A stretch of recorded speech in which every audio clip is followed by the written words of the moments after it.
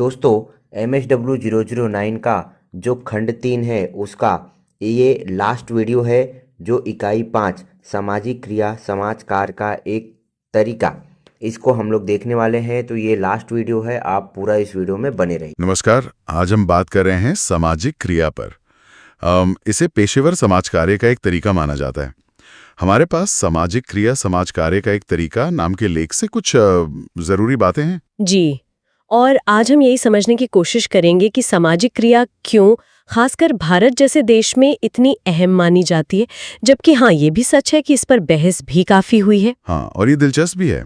अक्सर जैसे समाज कार्य को हम दान पुण्य या एक धार्मिक भावना से जोड़ते हैं, जहाँ लगता है कि वंचितों के प्रति एक नरम रवैया हो। पर हमारे स्रोत कहते हैं कि भारत में इसका उदय थोड़ा अलग है। ये समानता और सामाजिक न्याय के संघर्षों से ज्यादा जुड़ा है। बिल्कुल, ये पश्चिमी देशों से काफी अलग है। वहाँ व्यक्तिगत और समूह कार्य पर ज्यादा जोर रहा है ना? सही।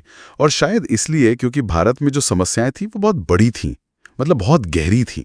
जैसे किसानों की बुरी हालत, फिर जाति का मुद्दा, महिलाओं का वंचन, निरक्षरता, गरीबी, लिस्ट लंबी है। हाँ, तो ऐसे में स्रोत बताते हैं कि सिर्फ राहत कार्यों से बात नहीं बननी थी, जरूरत थी व्यवस्था में बदलाव की। बिल्कुल, संरचनात्मक समायोजन जैसा कहा जाता है। और जो संसाधन है उनका एक तरह से पुनर्वितरण। यहीं पर सामाजिक क्रिया की भूमिका साफ होती है। देखिए, ये सिर्फ कोई विरोध प्रदर्शन या नारेबाजी नहीं है। यह समाज कार्य का एक सोचा समझा योजनाबद्ध तरीका है। अच्छा। खासकर उन समाजों में जहां असमानताएं बहुत गहरी हैं, मतलब व्यवस्था का हिस्सा बन गई हैं। इसका लक्ष्य सिर्फ वो तात्कालिक राहत देना नहीं है। तो फिर क्या है? लक्ष्य है शक्ति संतुलन और संसाधनों के वितरण में बुनियादी बदलाव लाना, असल में समस्या की जड़ तक पहुंचना। समझ गया। तो ये किसी एक घटना पर सिर्फ प्रतिक्रिया नहीं है, बल्कि समाज को बदलने की एक पूरी रणनीति है। ये जानना वाकई अहम है। हाँ बिल्कुल। और भारत के संदर्भ में अगर देखें तो आजादी के बाद वो कल्याणकारी राज्य का विचार आया। मतलब सरकार की जिम्मेदारी है नागरिकों की भलाई। हाँ, वेलफेयर स्टेट। जी। शुरुआती सरकारी कार्यक्रम बने भी, पर स्रोत बताते हैं कि संरचनात्मक बदलावों की कमी रही। मतलब योजनाएं तो बनी, पर शायद ऊपर से बनी और नीचे तक उनका असर वैसा नहीं हुआ जैसा सोचा गया था। काफी हद तक यही हुआ। हाँ, योजनाएं अक्सर ऊपर से तय होती थी और जिन लोगों के लिए वो बनी थी वो बेचारे अक्सर सिर्फ मदद लेने वाले बनकर रह गए। पैसिव रिसिपिएंट्स। हाँ, उनकी सक्रिय भागीदारी कम रही और जो असल मुद्दे थे, शक्ति का असमान वितरण, संसाधनों तक पहुंच की कमी, वो वैसे के वैसे बने रहे। और शायद इसीलिए आज भी हम गरीबी, निरक्षरता, भ्रष्टाचार, लाल फीताशाही जैसी चुनौतियों से जूझ रहे हैं। बिल्कुल। तो इन समस्याओं को देखते हुए सामाजिक क्रिया आज कितनी प्रासंगिक है? देखिए, इसकी प्रासंगिकता कम तो बिल्कुल नहीं हुई है, शायद बढ़ी गई है।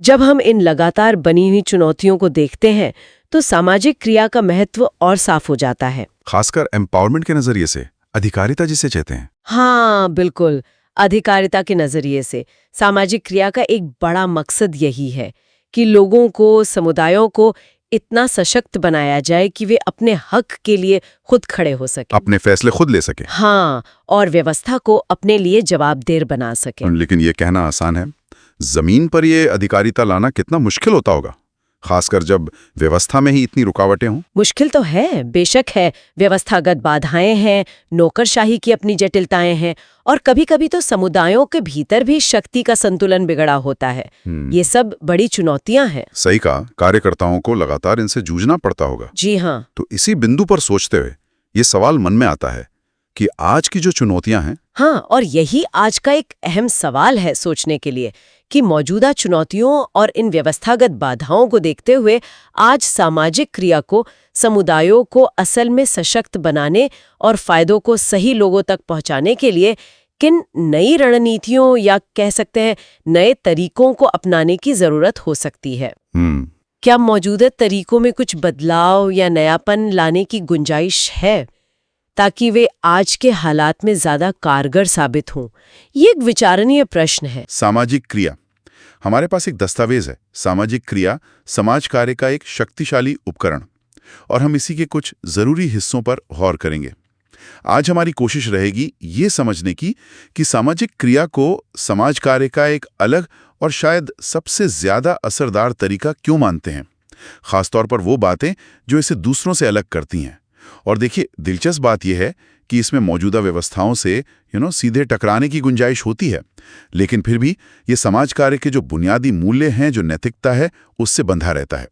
तो चलिए इसको थोड़ा और समझते हैं। बिल्कुल, देखिए, हर प्रोफेशन की तरह समाज कार्य के भी अपने सिद्धांत हैं, अपनी तकनीकें हैं, अपने तरीके हैं। और हाँ, ये साइकोलॉजी, सोशियोलॉजी जैसे विषयों से जुड़ा जरूर है, पर सामाजिक क्रिया इसकी एक अपनी खास पहचान है। ये उन तरीकों में से एक है जो लोगों को अपनी जिंदगी की स्थितियां सुधारने में मदद करते हैं।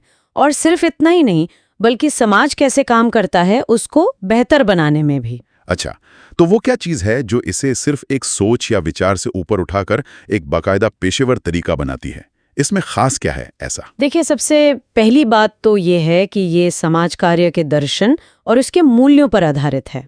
इसकी एक मजबूत नींव है, इसकी एक तयशुदा प्रक्रिया है, सिद्धांत है और वो स्किल्स और टेक्निक्स भी हैं जिन्हें मान्यता मिली हुई है। और यहीं पर सबसे बड़ा फर्क आता है। समाज कार्य के जो दूसरे तरीके हैं उनके मुकाबले सामाजिक क्रिया का मुख्य जोर मौजूदा सामाजिक संस्थाओं में अनिवार्य और लंबे समय तक टिकने वाले बदलाव लाने पर होता है। अनिवार्य और टिकाऊ बदलाव। अगर आप समाज कार्य के सबसे पायेदार तरीकों और सुधारों पर ध्यान देते हैं तो सामाजिक क्रिया को समाज के प्रति पूरा ध्यान रखने वाला भी माना जाता है। हाँ, इसका दायरा बहुत बड़ा है। सामाजिक न्याय, धार्मिक न्याय, राजनीतिक न्याय, मानवाधिकार, नागरिक स्वतंत्रता, ये सब इसमें आते हैं। यानी आप कह रही हैं कि ये सिर्फ फौरी राहत या मरहम पट्टी जैसा नहीं है, ये तो सीधे सिस्टम में बदलाव की बात कर रहे हैं। हाँ बिल्कुल, ये बीमारी की जड़ पर वार करने जैसा है। और जब आप इसे सशक्तिकरण और मानवाधिकार के फ्रेमवर्क में देखते हैं ना, तो ये एक बड़ी आबादी को फायदा पहुंचाने के लिए शायद सबसे कारगर, सबसे शक्तिशाली तरीका बन जाता है। ये समस्याओं के ऊपरी लक्षणों को नहीं, बल्कि उनके मूल कारणों को खत्म करके स्थायी बदलाव लाने की कोशिश करता है। सुनने में तो ये बहुत प्रभावशाली लग रहा है, पर ये बदलाव असल में होता कैसे है? इसकी प्रक्रिया क्या है? क्या ये बस विरोध प्रदर्शन है? नहीं, ये कोई बेतरतीब चीज नहीं है। इसके बहुत व्यवस्थित चरण होते हैं। अच्छा। हाँ, पहला कदम है समस्या का वैज्ञानिक तरीके से विश्लेषण करना, गहराई से समझना, यानी उसकी जड़ तक जाना। बिल्कुल। असली कारण क्या हैं? हमारे अपने पूर्वाग्रह क्या हो सकते हैं? कौन-कौन लोग या संस्थाएं इससे जुड़ी हैं? और हाँ, रणनीतियां भी, जैसे स्वॉट एनालिसिस वगैरह। फिर दूसरा चरण आता है समुदाय के लोगों तक पहुंचना, उन्हें जागरूक करना। हाँ, समस्या के कारणों के बारे में सही जानकारी देना, सही संदेश सही तरीके से, ताकि लोग समझें और फिर सामुदायिक कार्रवाई के लिए तैयार हों। और तीसरा चरण है लोगों को संगठित करना, लक्ष्य तय करना, उसके लिए रणनीति बनाना और फिर एक्शन लेना। और समाज कार्य के जो पेशेवर हैं उनके पास इन सब चरणों के लिए जरूरी ज्ञान और कौशल होता है। ये दिलचस्प है। आपने मूल्यों की बात की थी शुरू में, और अब आप टकराव की संभावना वाली रणनीतियों की बात कर रही हैं। ये दोनों साथ कैसे चलते हैं? कोई विरोधाभास नहीं है इसमें? ये बहुत ही महत्वपूर्ण सवाल है और इसका जवाब सामाजिक क्रिया के मूल में है। देखिए, इसका आधार ही यही विश्वास है कि हर इंसान का अपना मूल्य है, अपनी गरिमा है। ये लोकतंत्र और सामाजिक न्याय को सबसे ऊपर रखता है। ये लोगों को उनकी समस्याओं के लिए दोषी नहीं ठहराता, बल्कि ये मानता है कि उनमें ही समाधान खोजने की, बदलाव लाने की क्षमता है। तो ये टकराव के बावजूद इन मूल्यों को बनाए रखता है? हाँ बिल्कुल, ये कमजोरों के अधिकारों को उतनी ही अहमियत देता है जितनी ताकतवर लोगों के, और ये मानता है कि लोगों की अपने विकास में भागीदारी बहुत जरूरी है। तो मूल्य हमेशा केंद्र में रहते हैं, चाहे रास्ता टकराव का ही क्यों ना चुनना पड़े। तो फिर इसका असली लक्ष्य क्या है? अगर सिर्फ विरोध प्रदर्शन नहीं है तो क्या है? चाहता है जहां सभी नागरिक, सभी, एक बेहतर जिंदगी जी सकें, सम्मान के साथ, अवसरों के साथ। जैसे गरीबी को लीजिए, सामाजिक क्रिया इसे सिर्फ पैसे की कमी की तरह नहीं देखती, बल्कि विकास करने और एक सार्थक जीवन जीने के अवसरों की कमी के तौर पे देखती है। अब इतनी गहरी समस्या के लिए सिर्फ किसी एक व्यक्ति या छोटे समूह के साथ काम करना काफी नहीं होता ना। सही बात है। तो फिर इसमें उन लोगों की क्या भूमिका होती है जो खुद इन समस्याओं से जूझ रहे हैं, जैसे आपने गरीबी का उदाहरण दिया? उनकी भूमिका तो सबसे अहम है, केंद्रीय भूमिका है उनकी। सामाजिक क्रिया में जो प्रभावित लोग हैं, जैसे गरीब या वंचित समुदाय, उन्हें सिर्फ लाभार्थी नहीं माना जाता। अच्छा, तो फिर? उन्हें बदलाव लाने की पूरी प्रक्रिया में, मतलब योजना बनाने से लेकर उसे लागू करने तक सक्रिय भागीदार माना जाता है। उनके अपने उत्थान के लिए, फैसलों में उनकी हिस्सेदारी के लिए, संसाधनों के बराबर बंटवारे के लिए जो भी बदलाव जरूरी हैं, उनमें वो आगे होते हैं। और वो अनोखी रणनीतियां जिनका आपने शुरू में जिक्र किया था, वो क्या हैं? हाँ, यहाँ पर इसकी एक और खासियत दिखती है। जरूरत पड़ने पर इसमें ऐसी तकनीकें अपनाई जा सकती हैं जैसे प्रतिस्पर्धा, हड़ताल, बहिष्कार, उपवास रखना। उपवास भी? हाँ, या टैक्स देने से इनकार करना, धरने देना, घेराव करना, शांतिपूर्ण जुलूस निकालना, पर्चे बांटना या कभी-कभी कामकाज में रुकावट पैदा करना। लेकिन ये सुनने में थोड़ा उग्र लग सकता है। यहाँ सावधानी बरतनी जरूरी है शायद। बिल्कुल, और ये समझना सबसे ज्यादा जरूरी है कि इसमें किसी भी तरह की हिंसा या खून खराबे की कोई जगह नहीं है, कोई जगह नहीं। शांतिपूर्ण तरीके, अहिंसक रास्ते ही इसकी पहचान है। ये असल में अपना असंतोष जाहिर करने के संगठित, अनुशासित प्रयास है। तो अगर हम सारी बात को समेटें, सामाजिक क्रिया दरअसल समाज के हाशिए पर मौजूद वर्गों के लिए है, उनके साथ मिलकर काम करने का तरीका है, और ये व्यवस्था में जरूरी और स्थायी बदलाव लाने का एक संगठित प्रयास है। यही इसे खास बनाता है। एकदम सही कहा। इसका मकसद है आम लोगों की भलाई के लिए सामाजिक कानूनों और नीतियों में वो जरूरी बदलाव लाना जिससे बुनियादी सामाजिक और आर्थिक हालात सुधर सकें और समाज के जो बड़े वंचित तबके हैं उनके जीवन में एक सकारात्मक बदलाव आ सके पूरी सामाजिक व्यवस्था में। ये चर्चा वाकई बहुत कुछ सोचने पर मजबूर करती है, खासतौर पर यह सवाल कि जब स्थापित ताकतों का सामना भले ही शांतिपूर्ण ढंग से किया जाए, तो असल में स्थायी सामाजिक न्याय हासिल करने के लिए ऐसे सामूहिक प्रयासों में और किन चीजों की जरूरत पड़ती होगी। ये एक अहम सवाल है जिस पर शायद हमें और सोचना चाहिए। हमारे पास जो स्रोत सामग्री है उसका नाम है सामाजिक क्रिया के मूल्य और नीतिशास्त्र। मकसद ये समझना है कि सामाजिक कार्य के अंदर ये जो सामाजिक क्रिया होती है, इसके पीछे के उसूल, इसके नैतिक विचार क्या हैं। तो चलिए शुरू करते हैं।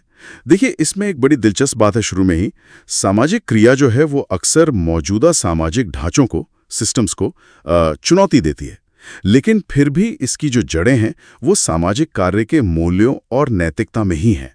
मतलब ये लोकतंत्र और इंसानी गरिमा में पूरा विश्वास रखती है। हाँ, बिल्कुल।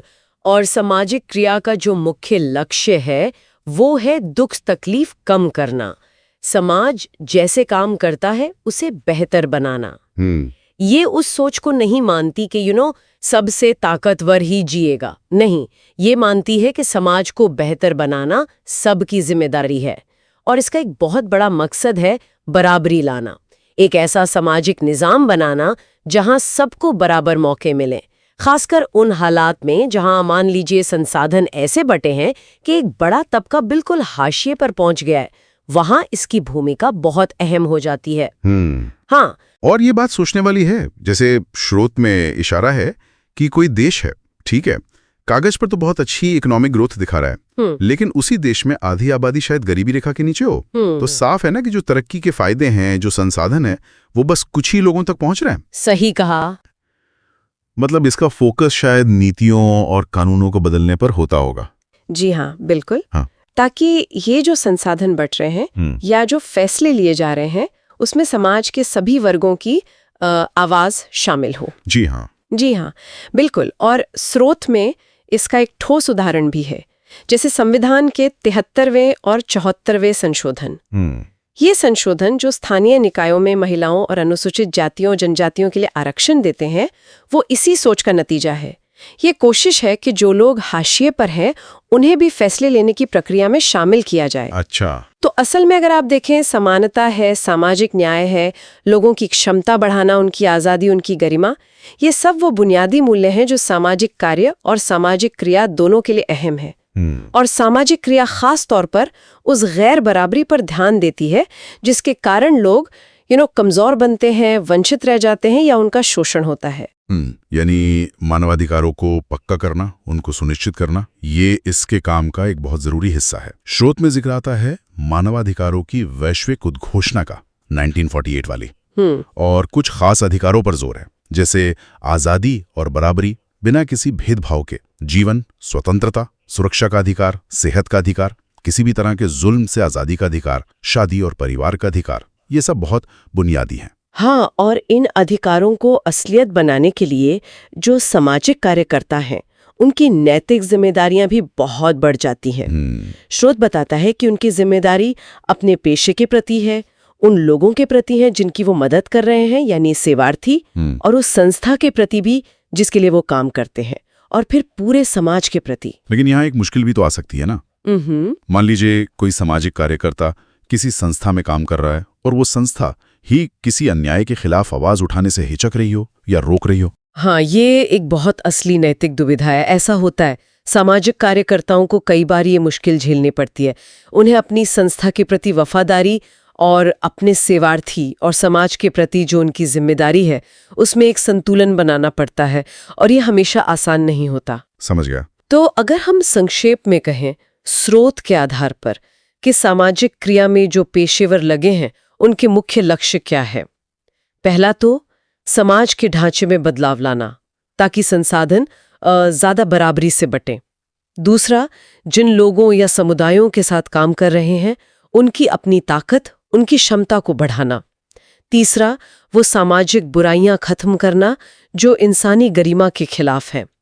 फिर अपराध और शोषण को रोकना, लोगों की सेहत का ध्यान रखना, शारीरिक, सामाजिक, मानसिक, नैतिक, और जो मौजूदा सामाजिक संस्थाएं हैं, अगर वो लोगों की भलाई के लिए ठीक काम कर रहे हैं, तो उनको और मजबूत करना। तो कुल मिला के बात यह समझ में आती है कि सामाजिक क्रिया भले ही कभी-कभी थोड़ी टकराव वाली लगे, पर इसकी बुनियाद बहुत मजबूत नैतिक सिद्धांतों पर है। समानता, न्याय, मानवीय गरिमा, और इसका मकसद है उन लोगों के लिए व्यवस्था में बदलाव लाना जिन्हें पीछे छोड़ दिया गया है। बिल्कुल। और यहीं पर एक बड़ा सवाल भी खड़ा होता है, जिस पर शायद हमें सोचना चाहिए। अगर सामाजिक क्रिया का उद्देश्य ही उन ढांचों को बदलना है जो ताकत और संसाधनों को गलत तरीके से बांटते हैं, तो फिर क्या चुनौतियां आती हैं जब वही ढांचे या संस्थाएं जिनसे लड़ना है, वही सामाजिक कार्य एजेंसियों को पैसा या वैधता भी दे रही हो? हाँ, ये तो वाकई एक पेंच है। हाँ, ये एक ऐसा बिंदु है जिस पर आगे और सोचने की जरूरत है। एक्शन के सिद्धांतों और उसकी नीति पर हमारे पास कुछ दिलचस्प स्रोत हैं इस पर। तो आज का मकसद है ये समझना कि भाई ये सामाजिक क्रिया आखिर होती क्या है, इसके पीछे सिद्धांत कौन से काम करते हैं, और हाँ, समाज में बदलाव लाने के लिए ये इतनी जरूरी क्यों मानी जाती है। ठीक है, तो चलिए शुरू करते हैं। परत दर परत खोलते हैं इसे। सबसे पहले, ये सामाजिक क्रिया है क्या चीज? स्रोत इसे कहते हैं कि ये स्थानीय स्तर पर जो शोषण या दमन होता है ना, उसके खिलाफ एक सचेत सामूहिक क्रिया है। मतलब ये सिर्फ मौजूदा ढांचे की आलोचना नहीं करती। हाँ, बिल्कुल। बल्कि ये जो वंचित लोग हैं उनके विकास के लिए सकारात्मक रणनीतियां भी सामने रखती हैं। सही कहा। और असल में ये शक्ति समीकरणों और जो निर्णय लेने की प्रक्रियाएं हैं ना, उनसे जुड़ा है। इसका लक्ष्य हो सकता है कि भाई संसाधन जो है उनका न्यायपूर्ण वितरण हो, और इसका दायरा भी काफी बड़ा है, मतलब राहत कार्य से लेके बड़े सुधार आंदोलनों तक। लेकिन हाँ, एक स्पष्ट सामाजिक राजनीतिक पहलू इसमें हमेशा रहता है। स्रोत इस बात पर भी जोर देते हैं कि सामाजिक क्रिया का आधार है व्यक्तियों के अंतर्निहित मूल्य में विश्वास, उनकी गरिमा, उनकी निष्ठा। तो इसका मतलब मानवाधिकारों से इसका गहरा नाता है, जैसे शिक्षा, समानता। बिल्कुल, अभिव्यक्ति का अधिकार, जीवन यापन का अधिकार, ये सब। और यहीं पर राज्य की भूमिका बहुत महत्वपूर्ण हो जाती है। राज्य का कर्तव्य है कि वो न्याय सुनिश्चित करे और सभी नागरिकों के मानवाधिकारों की रक्षा करे। उसे जवाबदेह होना चाहिए, पारदर्शी होना चाहिए। हाँ, ये तो है, पर यह भी समझना जरूरी है कि वास्तविक सामाजिक परिवर्तन जो है ना, वो अक्सर जमीनी स्तर से ही शुरू होता है, लोगों के बीच से। और यही सामाजिक न्याय और मानवाधिकार ये सामाजिक क्रिया का नैतिक आधार बनते हैं। ये दिलचस्प है। स्रोत कुछ प्रमुख सिद्धांतों की बात करते हैं जिनमें गांधीवादी सिद्धांतों की झलक मिलती है। पहला और सबसे अहम है विश्वसनीयता निर्माण का सिद्धांत। हाँ, ये बहुत बुनियादी है। मतलब विश्वसनीयता के बिना तो लोगों को किसी उद्देश्य के लिए साथ लाना लगभग असंभव है। स्रोत में गांधी जी का उदाहरण दिया गया है हाँ कि कैसे उन्होंने प्रथम विश्व युद्ध के दौरान ब्रिटिश एम्बुलेंस कोर के लिए छात्रों की भर्ती की, हाँ और इस तरह उन्होंने अपने विरोधियों यानी अंग्रेजों के बीच भी अपनी एक मानवीय छवि और विश्वसनीयता बनाई। ये कमाल की बात है। सच में। इसी तरह डॉक्टर राजेंद्र सिंह का भी उदाहरण है। राजस्थान में उन्होंने जल संरक्षण का वो बड़ा आंदोलन शुरू करने से पहले छोटे छोटे बांध बनाकर लोगों का भरोसा जीता। अच्छा, और सफलता से भी विश्वसनीयता बढ़ती है, ये भी एक पहलू है। सही बात है। अच्छा, तो मान लीजिए भरोसा बन गया। अब अगला सिद्धांत है वैधीकरण का सिद्धांत। ये क्या है?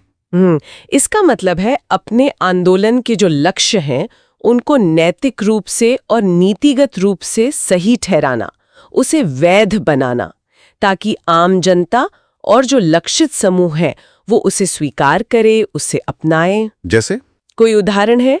जैसे गांधी जी ने स्वतंत्रता आंदोलन को धर्म की सेवा बताकर वैध ठहराया, उसे एक ऊंचा नैतिक आधार दिया।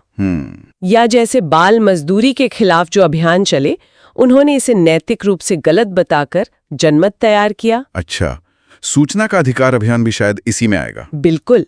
अरुणा रॉय, अरविंद केजरीवाल, उन्होंने इसे मौलिक अधिकार और पारदर्शिता के तर्क पर वैध ठहराया। और ये एक सतत प्रक्रिया है, ऐसा नहीं कि एक बार कर दिया और हो गया, लगातार करते रहना पड़ता है। सही। एक और सिद्धांत है जो सुनने में बड़ा रोचक लगता है, नाटकीयकरण का सिद्धांत। हाँ, ये थोड़ा हटके है। ये सिद्धांत कहता है कि भावनात्मक अपील करनी चाहिए। कभी कभी सनसनीखेज तरीके इस्तेमाल करने पड़ते हैं, तीखे नारे, जैसे वो था ना, 2 बूंद जिंदगी की, कितना असरदार था। हाँ, वो तो था। या फिर गीत, प्रभावशाली महिलाओं की भागीदारी, जैसे कस्तूरबा गांधी की गिरफ्तारी का कितना असर हुआ था। बहिष्कार जैसी तकनीकें, इन सब का उपयोग करके जन समूह को आंदोलन से जोड़ा जाता है। इसका उद्देश्य है कि मुद्दे को उभारा जाए और लोगों को प्रेरित किया जाए। लेकिन इसमें ये सवाल नहीं उठता कि कहीं नाटकीयता असल मुद्दे से ध्यान न भटका दे? बिल्कुल, ये एक वाजिब चिंता है और ऐसा हो सकता है। इसीलिए स्रोत भी शायद यही इशारा करते हैं कि इसका उपयोग बहुत सोच समझकर, जिम्मेदारी से करना चाहिए। मकसद ध्यान खींचना है, भटकाना नहीं। स्रोत कुछ और सिद्धांतों का भी जिक्र करते हैं, जैसे बहुरणनीति, यानी एक साथ कई तरह के कार्यक्रम चलाना। हाँ, शैक्षिक, प्रेरक, सरलीकरण, शक्ति आधारित, कई मोर्चों पर एक साथ काम करना।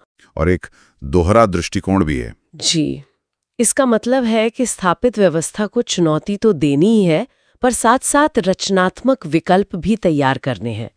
जैसे गांधी जी का रचनात्मक कार्यक्रम था, सिर्फ विरोध नहीं, निर्माण भी। और इन सब रणनीतियों और सिद्धांतों के बीच नैतिकता का क्या स्थान है? नैतिकता तो आप कह सकती हैं बुनियाद है। सामाजिक कार्यकर्ताओं के लिए नैतिक होना बहुत जरूरी है।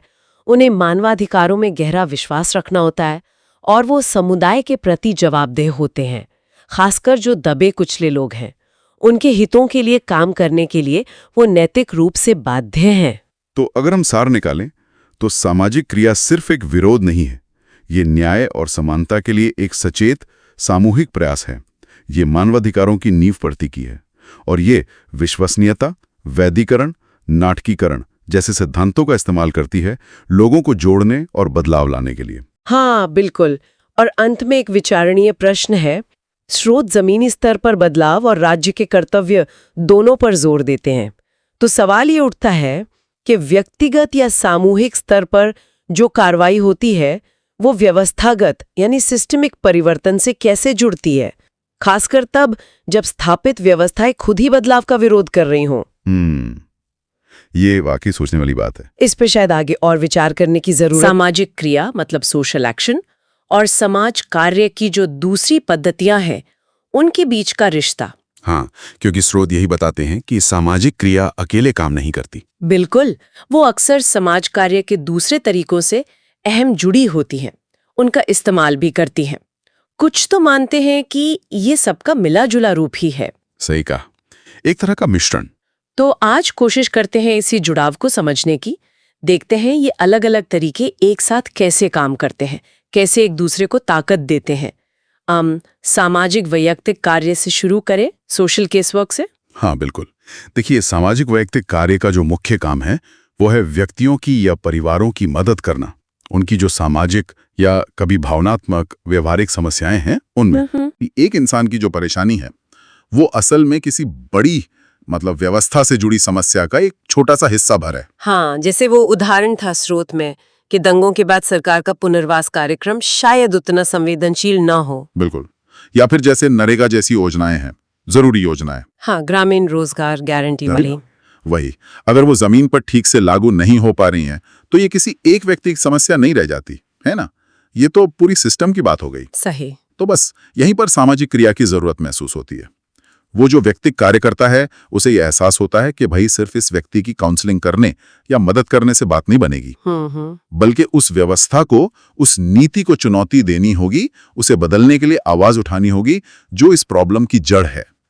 अच्छा। और यहीं पर देखिए, वैयक्तिक कार्य के जो स्किल्स हैं वो काम आते हैं। लोगों का भरोसा जीतना, उन्हें प्रॉब्लम समझाना। हाँ, ये तो जरूरी है। और फिर बदलाव के लिए उन्हें तैयार करना, संगठित करना। कई बार ऐसा भी होता है कि समुदाय में कुछ असरदार लोग होते हैं जो शायद विरोध करें। हाँ, हो सकता है। तो उनके विरोध को संभालने में या उन्हें अपने साथ लाने में भी वो जो व्यक्तिगत संबंध बनाने वाले कौशल हैं वो मदद करते हैं। ये तो बहुत दिलचस्प है। मतलब एक व्यक्ति की मदद करते करते कार्यकर्ता एक पूरे सिस्टम को बदलने की जरूरत महसूस कर सकता है और उसके लिए काम भी शुरू कर सकता है। मैंने ये कनेक्शन पहले ऐसे सोचा नहीं था। हाँ, ये अक्सर होता है। अच्छा, अब जरा समाज कार्य प्रशासन यानी सोशल वर्क एडमिनिस्ट्रेशन पर आते हैं। स्रोत प्रशासन की बात करते हैं, पर कभी-कभी लगता है कि एडमिनिस्ट्रेशन मतलब इतने सारे नियम कानून, कहीं वो सामाजिक क्रिया की जो एक ऊर्जा होती है उसको कम तो नहीं कर देते? इस पर कुछ है स्रोतों में? हाँ, ये एक अहम सवाल है। देखिए, समाज कार्य प्रशासन का मतलब है संस्थाओं को, कार्यक्रमों को ठीक से चलाना, मतलब योजना बनाना, चीजों को संगठित करना, निगरानी रखना, ताकि जो सेवाएं हैं वो जरूरतमंदों तक सही तरीके से पहुंचे। स्रोत इस बात पर जोर देते हैं कि प्रशासन जो है वो सामाजिक क्रिया का विरोधी नहीं है। अच्छा। बल्कि उसका एक जरूरी सहयोगी है, एक पार्टनर है। आप सोचिए, अगर कोई संस्था मान लीजिए बाल श्रम खत्म करने के लिए कोई अभियान चला रही है, हाँ, तो उसे सिर्फ जमीन पर लोगों को जोड़ना ही नहीं है, बल्कि जो संसाधन है उनका मैनेजमेंट भी करना है, कानूनी प्रक्रियाएं समझनी है, सरकारी विभागों से तालमेल बिठाना है। ये सब क्या है? ये सब प्रशासनिक कौशल ही तो है। हाँ, बात तो सही है। मतलब सिर्फ जुनून या सड़क पर उतरना ही काफी नहीं होता। बिल्कुल नहीं। पर्दे के पीछे एक ठोस प्रशासनिक तैयारी भी उतनी ही जरूरी है, वरना अच्छे आंदोलन शायद दिशा भटक जाएं या बीच में ही दम तोड़ दे। एकदम। और प्रशासन में जो कौशल सीखे जाते हैं, जैसे अच्छी प्लानिंग करना, जिसमें आजकल स्टेक होल्डर एनालिसिस बहुत जरूरी है। हाँ, मतलब कौन-कौन जुड़ा है मुद्दे से। बिल्कुल। समुदाय, प्रशासन, एनजीओ सब। और स्वॉट एनालिसिस भी, अपनी ताकत, कमजोरी, अवसर, चुनौतियां, इनको समझना। राइट। ये सब सामाजिक क्रिया को एक दिशा देते हैं।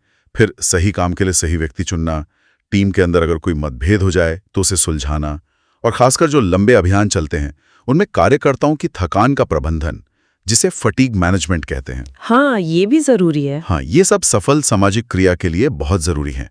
स्रोत तो यहां तक कहते हैं कि अच्छी योजना और प्रबंधन का मतलब है आधी लड़ाई जीत लेना।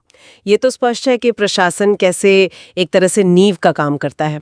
अच्छा, अब आते हैं समाज कार्य शोध पर, सोशल वर्क रिसर्च। इसकी क्या भूमिका है सामाजिक क्रिया में? क्या ये सिर्फ एकेडमिक चीज है या जमीन पर भी असर डालता है? नहीं, शोध सिर्फ अकादमिक नहीं है। ये सामाजिक क्रिया का एक बेहद जरूरी, आप कह सकते हैं, औजार है। अच्छा, कैसे? देखिए, शोध हमें किसी भी सामाजिक समस्या को गहराई से और सिस्टमैटिक तरीके से समझने में मदद करता है।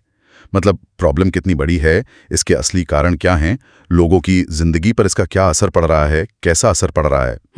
अगर इन सवालों के हमारे पास ठोस जवाब नहीं है और हम सीधे एक्शन में कूद पड़ें, तो बहुत मुमकिन है कि हमारा जो प्रयास है वो सही दिशा में न हो या शायद उतना असरदार न हो जितना हो सकता था। तो शोध एक तरह से रास्ता दिखाने वाले नक्शे जैसा हुआ। हाँ, बिल्कुल सही समझा आपने, नक्शे जैसा ही। शोध से जो तथ्य मिलते हैं, जो आंकड़े मिलते हैं, वो सामाजिक कार्यकर्ता को या क्रियावादी को समस्या की असली तस्वीर दिखाते हैं। फिर ये जो फाइंडिंग्स हैं, जो निष्कर्ष हैं, इन्हें समुदाय के साथ बांटा जाता है। जब लोगों को फैक्ट्स के साथ पता चलता है कि देखो, समस्या इतनी गंभीर है और इन वजहों से है, तो वो बदलाव के लिए ज्यादा तैयार होते हैं, ज्यादा प्रेरित होते हैं।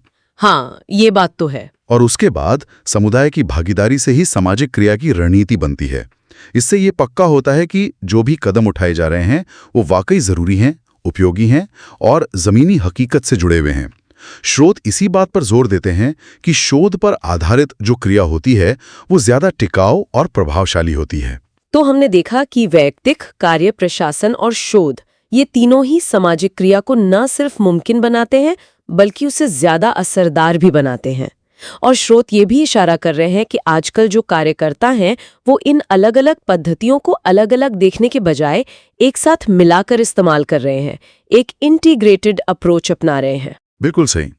आज की जो सामाजिक समस्याएं हैं वो इतनी जटिल हैं, इतनी मल्टी लेयर्ड हैं कि उन्हें किसी एक ही तरीके से हल नहीं किया जा सकता। ये सभी पद्धतियां एक दूसरे की पूरक हैं, एक दूसरे को ताकत देती हैं। जैसे वैयक्तिक कार्य लोगों को जोड़ता है, उनका भरोसा जीतता है, शोध रास्ता दिखाता है, फैक्ट्स देता है, और प्रशासन उस रास्ते पर चलने के लिए जरूरी ढांचा और संसाधन मुहैया कराता है। इन सब को मिलाकर ही सामाजिक क्रिया अपने असली लक्ष्य तक पहुंच सकती है। और यहीं पर हमारे लिए सोचने का एक अहम सवाल भी उभरता है। हाँ, बताइए। आज का जो दौर है जहां सामाजिक चुनौतियां लगातार और जटिल होती जा रही हैं, ऐसे में समाज कार्य की इन अलग अलग पद्धतियों को, मतलब वैयक्तिक कार्य, प्रशासन, शोध और क्रिया, इनको सफलतापूर्वक एक साथ लाने में, इनको इंटीग्रेट करने में सबसे बड़ी व्यवहारिक चुनौती क्या हो सकती है? ये तो सोचने वाली बात है। और अगर हम इस एकीकरण को, इस इंटीग्रेशन को साथ पाते हैं तो इससे समाज को मिलने वाला सबसे बड़ा संभावित लाभ क्या होगा, इस पर विचार करना मुझे लगता है बहुत जरूरी। ये स्रोत सामाजिक क्रिया और सामाजिक आंदोलन के बीच का जो रिश्ता है और जो फर्क है उसे समझने में मदद करते हैं। बिल्कुल। तो मकसद यही है कि समाज में बदलाव कैसे आता है, इसके ये दो रास्ते कैसे काम करते हैं। हाँ, और ये दोनों ही चीजें, मतलब सामाजिक बदलाव, न्याय, बराबरी, इन सबको समझने के लिए बहुत अहम है, खासकर भारत में। अच्छा, हमारे पास जो स्रोत हैं वो इनकी, आप कह सकती हैं, ऐतिहासिक जड़ों को भी देखते हैं और ये असल में काम कैसे करते हैं वो भी बताते हैं। तो चलिए शुरुआत करते हैं कि दोनों में कॉमन क्या है। हाँ, ये स्रोत बताते हैं कि लक्ष्य तो एक ही है ना, सामाजिक व्यवस्था में सुधार। जी बिल्कुल, बराबरी लाना, इंसाफ पक्का करना। और दोनों ही, जैसे जो दबे कुचले समुदाय हैं उनको आवाज देना, उनको एकजुट करना, इस पर जोर देते हैं। हाँ, और इसका इतिहास भी है, जैसे भक्ति आंदोलन में कबीर, नानक। हाँ, या समाज सुधारक, सती प्रथा के खिलाफ आवाज, विधवा पुनर्विवाह, जाति भेद के खिलाफ। बिल्कुल। और यहीं पर वो सामाजिक समूह कार्य यानी सोशल ग्रुप वर्क की बात भी आती है। अच्छा, वो कैसे जुड़ता है इससे? स्रोत बताते हैं कि ये लोगों में ना संगठन, सहयोग, समन्वय, लोकतांत्रिक तरीके, ये सब हुनर पैदा करता है। और ये एक असरदार सामाजिक क्रिया के लिए जरूरी है। समूह में लोग सीखते हैं कि अपने मतभेद किनारे रखकर एक लक्ष्य के लिए कैसे काम करें। तो मतलब लीडरशिप भी यहीं से निकलती है फिर? हाँ बिल्कुल, ये एक तरह की जमीन तैयार करता है। और फिर सामुदायिक संगठन यानी कम्युनिटी ऑर्गेनाइजेशन की भी बात आती है। स्रोत कहते हैं कि कई लोग तो सामाजिक क्रिया को इसी का एक मॉडल मानते हैं। सही बात है, दोनों ही समुदायों को मदद करते हैं कि वो अपनी मुश्किलें पहचाने, है ना? हाँ। और फिर मिलकर हल निकाले। सामाजिक क्रिया को आप एक ऐसा सामुदायिक संगठन समझ सकती हैं जहां मौजूदा व्यवस्था से थोड़ा टकराव होता है। टकराव मतलब कॉन्फ्लिक्ट। हाँ, मतलब जब सीधे सीधे किसी चीज को चुनौती दी जाती है। अच्छा, तो फिर सबसे बड़ा फर्क क्या है इन दोनों में? स्रोत इस बारे में क्या कहते हैं? फर्क है तरीके में, रणनीति में। कैसे? स्रोत साफ करते हैं कि सामाजिक क्रिया जो है वो सख्ती से अहिंसक होती है, ठीक है, कानूनी दायरे में रहती है और जो सामाजिक कार्य के मूल्य और नैतिकता है उनके अंदर काम करती है। और इसमें जो पेशेवर सामाजिक कार्यकर्ता होता है, हाँ, वो एक सहायक होता है, एनेबलर, वो नेता नहीं बनता। अच्छा, ये अहम बात है। तो फिर सामाजिक आंदोलन कैसे अलग है? सामाजिक आंदोलन, जैसा विल्किंसन ने भी कहा था, वो किसी भी दिशा में बदलाव का एक सामूहिक प्रयास हो सकता है। किसी भी दिशा में? हाँ, और स्रोतों में ये बात आती है कि इनमें कभी-कभी जो स्थानीय नेता होते हैं उनके नेतृत्व में शायद ऐसे तरीके अपनाए जाएं जो हमेशा कानूनी ना हो। या शायद हिंसा का भी इस्तेमाल हो जाए। यहाँ पर शायद लक्ष्य हासिल करना ज्यादा जरूरी माना जाता है। मतलब प्रक्रिया से ज्यादा लक्ष्य पर फोकस। हाँ, कभी-कभी ऐसा हो सकता है। स्रोत यही इशारा करते हैं। इसके कुछ उदाहरण हैं स्रोतों में? बिल्कुल है। जैसे 70 के दशक का चिपको आंदोलन। हाँ, वो पेड़ों से चिपकने वाला। जी। या केरल में मछुआरों का आंदोलन, नर्मदा बचाओ आंदोलन, जिसमें मेधा पाटकर जी का अनशन था। हाँ हाँ, विस्थापितों के लिए। ये सब आंदोलनों के उदाहरण हैं। स्रोतों में एक और बात दिलचस्प लगी, आंदोलनों में कभी-कभी नेतृत्व को लेकर टकराव भी होता है। हाँ, ये भी बताया गया है। जैसे चिपको में सुंदरलाल बहुगुणा और चंडी प्रसाद भट्ट जी के बीच। तो इसका क्या मतलब है? क्या सामाजिक कार्यकर्ताओं में ये नहीं होता? शायद कम, क्योंकि उनके पास संगठन चलाने और स्थिरता बनाए रखने की एक ट्रेनिंग, एक विशेषज्ञता होती है। अच्छा, वो आंदोलन के स्थानीय नेताओं के पास हमेशा हो, ये जरूरी नहीं। ठीक है, समझा। और इसी से मिलती-जुलती कुछ और चीजें भी हैं, जैसे सामाजिक सुधार। हाँ, सामाजिक सुधार और सामाजिक विकास। विकास, ये क्या है संक्षेप में? सामाजिक सुधार का जोर ज्यादातर लोगों की सोच, उनके व्यवहार बदलने पर होता है, अक्सर शिक्षा के जरिए। और सामाजिक विकास? वो सिर्फ आर्थिक तरक्की नहीं देखता, वो सामाजिक न्याय के साथ सबका विकास चाहता है, मतलब कोई पीछे ना छूटे।